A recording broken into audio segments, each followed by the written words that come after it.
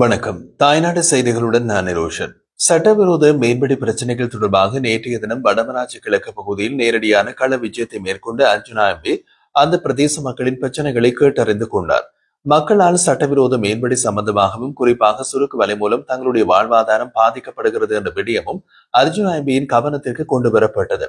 மேலும் குறித்த சட்டவிரோத மீன்பிடிகள் தொடர்பாக கண்டுகொள்ளாத கடல் தொழில் அமைச்சர் மற்றும் அவருடைய இணைப்பாளர் மற்றும் துறை சார்ந்த அதிகாரிகள் தொடர்பான பல்வேறு குற்றச்சாட்டுகளையும் பிரதேச மக்கள் முன்வைத்திருந்தனர். இன்றைய தினம் இந்த விடயம் தொடர்பாக அர்ஜுனா எம்பி தெரிவிக்கையில், இந்த சட்டவிரோத மீன்பிடியில் ஒருவர் ஈடுபடும் இடத்து போலீசார், கடற்படையினர், கடல் தொழில் நீரியல் தின உத்தியோகத்தர்கள் போன்றவர்கள் சம்பந்தப்பட்டவர்கள் மீது சட்ட நடவடிக்கை எடுக்க முடியும்.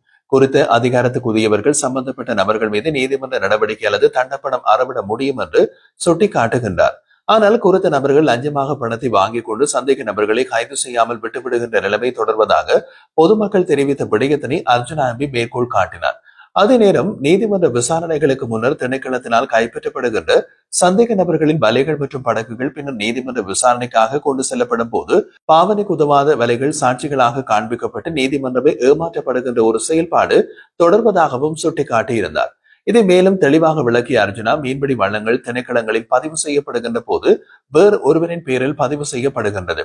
இந்த நிலையில் சட்ட நடவடிக்கைக்கு குறித்த வள்ளம் உட்படுத்தப்படும் போது வேறொருவர் நீதிமன்றத்தில் ஆஜராவதால் வள்ளம் விடுவிக்கப்படுவதுடன் உண்மையான சந்தேக நபர் சிறிய தண்டப்பணத்துடன் தப்பித்துக் கொள்கின்றார். இதன் மூலம் நீதிமன்றத்தையே பிழையாக வழிநடத்தும் செயல்பாடு முன்னெடுக்கப்படுவதாக குறிப்பிட்டிருந்தார் அர்ஜுனா. இது ஒரு மாபெரும் ஊழல் என்று குறிப்பிடும் அர்ஜுனா, இந்த ஊழலில் வாங்கப்படும் பணம் எங்கு போய் சேர்கிறது அல்லது இதற்கு காரணமாக இருப்பவர்கள் யார் என்ற கேள்வியை முன்வைக்கின்றார். அதன்படி இந்த ஊழல்களுக்கு பொறுப்பாகவும் குறித்த சட்டவிரோத மீன்பிடி தொழிலை தடுக்க வேண்டிய பொறுப்புக்குரியவராகவும் குறித்த சந்தேக நபர்களை கைது செய்ய வேண்டிய பொறுப்புக்குரியவராகவும் அமைச்சர் ராமலிங்கம் சந்திரசேகர் காணப்படுகிறார். எனவே கரைவலை மற்றும் சுருக்குவலை போன்ற விடயங்களை நேரடியாக ஒரு அமைச்சர் களத்தில் நின்று கண்காணிக்க முடியாது என்ற அடிப்படையில் கவனிப்பதற்காகவே கடல் தொழில் நீரியல் வள திணைக்களம் அமைக்கப்பட்டிருக்கிறது. எனவே இதை தடுப்பதற்குரிய ஒரு சரியான முறைமை உருவாக்குவதன் மூலம் குறித்த மீனவ சமூகங்கள் மற்றும் அனைத்து சமாசங்களை உள்ளிருப்பதன் மூலமும் குறித்த விடயங்களை தடை செய்ய முடியும் என்று அர்ஜுனா சுட்டிக்காட்டினார். ஆனால் இதனை தடுக்க வேண்டிய அமைச்சர் அது தொடர்பான எந்தவிதமான அறிவற்றவராக இருப்பதாகவும் அர்ஜுனா கூறுகிறார். இந்த நிலையில் கடல் தொழில் அமைச்சர் ராமலிங்கம் சந்திரசேகரின் கடல் அட்டை பணி அமைப்பது தொடர்பில் பேசப்பட்டிருந்த காணொலி ஒன்றை வெளியிட்டு அதில் இடம்பெற்றிருக்கின்ற அமைச்சரின் ஊழல் தொடர்பாக அர்ஜுனா குறிப்பிட்டிருந்தார்.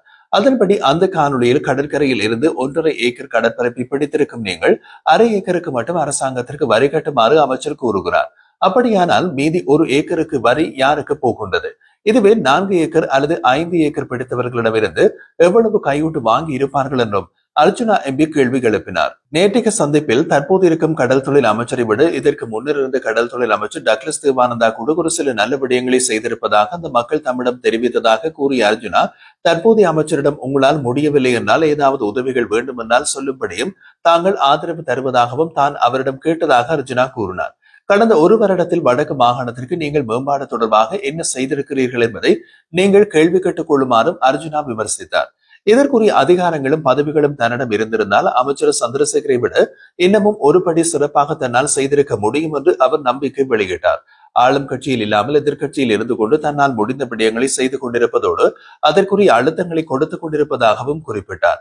உங்களால் இவ்வாறான விடயங்களை செய்ய முடியுமா என்று விமர்சனங்களை முன்வைக்கும் நபர்களுக்கு பதிலளித்த அர்ஜுனா, தன்னிடம் பதவிகள் வரும்போது அல்லது மாகாண சபை கிடைக்கும் போது தன்னுடைய நடவடிக்கைகளை பார்க்கும் போது உங்களுக்கு நேரடியாகவே விளங்கிக் கொள்ளக்கூடியதாக இருக்கும். ஐக்கிய நாடுகள் சபைக்கு மாகாண சபை தேர்தல் நிச்சயமாக வைக்கப்படும் என்று இலங்கை அரசாங்கம் வாக்குறுதி அளித்திருக்கும் இந்த நிலையில் மாகாண சபை தமக்கு கிடைத்தால் மீனவர்களுடைய பிரச்சனைகள், வீடுகள் இல்லாத மக்களுக்கான பிரச்சனைகள், தொழில் இல்லாமல் சட்டவிரோத தொழில்களில் ஈடுபடுகின்ற இளைஞர்களுக்கான ஒரு எதிர்காலத்தை அமைத்துக் கொடுத்தல் உள்ளிட்ட பல விடயங்களை தன்னால் செய்ய முடியும் என்று நம்பிக்கை வெளியிட்டவர், செய்ய முடியாவிட்டால் அந்த நேரம் அதை கதைத்துக் கொள்ளலாம் என்று குறிப்பிட்டார்.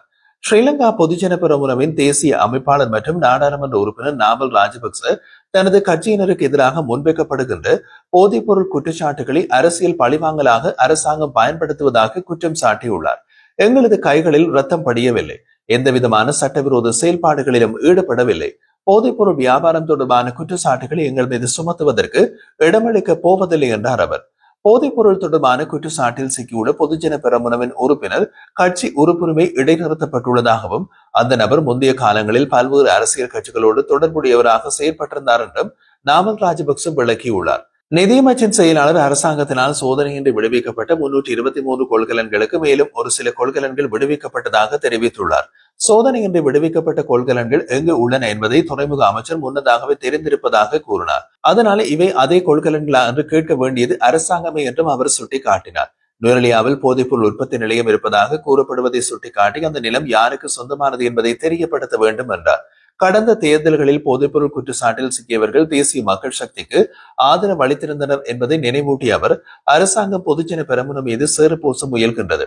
ஆனால் ஏப்ரல் 21 தாக்குதலுடன் தொடர்புடைய இப்ராஹிம் விவகாரத்தில் ஏன் இந்த நடவடிக்கை எடுக்கவில்லை என்றும் அவர் கேள்வி எழுப்பியிருந்தார். நாடாளுமன்ற உறுப்பினர் அர்ஜுனா முன்பு ஆயுதங்கள் கொண்டு வந்த கொள்கலன்கள் விடுவிக்கப்பட்டதாக குறிப்பிட்டதை நினைவுபடுத்திய நாமல், இப்போது வெளிவந்த கொள்கலன்களில் போதைப்பொருள் உற்பத்திக்கு தேவையான பொருட்கள் இருந்திருக்கலாம். அப்படியானால் அர்ஜுனாவின் குறிப்பு உண்மையாக இருக்கலாம் என்றார். போலீஸ் மா அதிபர் கொள்கலன்கள் தொடர்பாக வெளிநாடுகளிலிருந்து எந்த அறிக்கையும் வரவில்லையா அல்லது வந்திருந்த அறிக்கைகள் புறக்கணிக்கப்பட்டனவா என்பதை விளக்க வேண்டும். கடந்த ஜனவரியில் வந்த கொள்கலன்கள் செப்டம்பரில் மீட்கப்பட்டன. அந்த 9 மாத இடைவெளியில் அவற்றில் இருந்த பொருட்கள் விநியோகிக்கப்பட்டிருக்க வாய்ப்பு உண்டு என்றும் அவர் தெரிவித்திருந்தார். எமில் காந்தனுடன் எடுத்த புகைப்படத்தை காட்டி என்னை புலிகள் அமைப்புடன் இணைத்து காட்டியதைப் போலவே இன்றும் பொய்களை பரப்புகின்றார்கள்.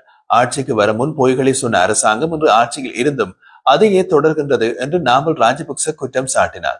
பிரதியமைச்சர் சுனில் வட்டகலவின் செயற்பாடுகளும் கவலை அளிக்கின்றன. இந்த விடயத்தை அரசியல் பழிவாங்கலுக்கு பயன்படுத்தாமல் பக்கச்சார்பற்ற விசாரணைகள் முன்னெடுக்க வேண்டும் என்று அவர் வலியுறுத்தியிருந்தார். நாட்டின் தற்போதைய அரசியல் சூழ்நிலைகளை முன்னிட்டு முன்னாள் ஜனாதிபதி ரணில் விக்ரமசிங்கே நாடாளுமன்றத்தில் இணைவது நாட்டுக்கு பயனுள்ளதாக இருக்கும் என்று ஐக்கிய தேசிய கட்சியினுடைய பிரதி தலைவர் ருவான் விஜயவர்தன தெரிவித்திருக்கிறார். பௌர்ணமி தினத்தை முன்னிட்டு ஸ்ரீகோத்தாவில் நடைபெற்றிருந்த தானசாலை நிகழ்வை ஆரம்பித்து வைத்த போது ஊடகங்களுக்கு கருத்து வெளியிட்டதிலேயே அவர் இந்த கருத்துக்களை முன்வைத்திருந்தார். அவர் மேலும் குறிப்பிட்ட போது, தற்போதைய நிலைமையில் ரணில் விக்ரமசிங்கே நாடாளுமன்றத்தில் இருப்பது நாட்டிற்கு நன்மை செய்யும்.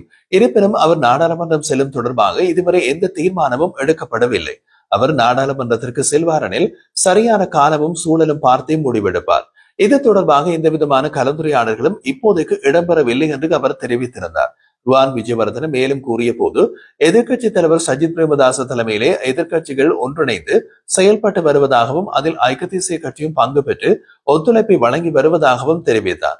எதிர்காலத்தில் கூட்டு எதிர்க்கட்சி அமைப்பதற்கான சாத்தியம் உள்ளது என்பதையும் அவர் நம்பிக்கை வெளியிட்டிருந்தார். அத்துடன் ஐக்கிய தேசிய கட்சியின் 79வது ஆண்டு நிறைவு விழா நடைபெற்றிருக்க வேண்டிய நிலையில் ரணில் விக்ரமசிங்கவின் உடல்நிலை காரணமாக விழா ஒத்திவைக்கப்பட்டதாகவும் அவர் கூறினார். மருத்துவர்களின் ஆலோசனைகளுக்கு அமைய ரணில் விக்ரமசிங்கே இன்னமும் சில நாட்கள் ஓய்வெடுக்க வேண்டும் என்பதால் இந்த தீர்மானம் எடுக்கப்பட்டதாக குறிப்பிட்டிருந்தார். விழா இந்த மாதம் 20 அல்லது 21ஆம் தேதி நடைபெறும் என்பதும் அதற்கு முன்னர் ஏற்பாடுகள் செய்யப்பட்டு வருவதாகவும் இறுதி முடிவு அடுத்த சில தினங்களில் எடுக்கப்படும் என்றும் ருவான் விஜயவர்தன சுட்டிக்காட்டியிருந்தார். மொத்தத்தில் ரணில் விக்ரமசிங்கே அரசியலில் மீண்டும் செயற்படும் சாத்தியம் பற்றிய விவாதங்கள் இன்னமும் தீர்மான நிலைக்கு வராத நிலையிலும் அவரது பங்களிப்பு நாட்டின் எதிர்கால அரசியல் சூழ்நிலையில் முக்கிய பங்கு வகிக்கக்கூடியதாகவே பார்க்கப்படுகின்றது.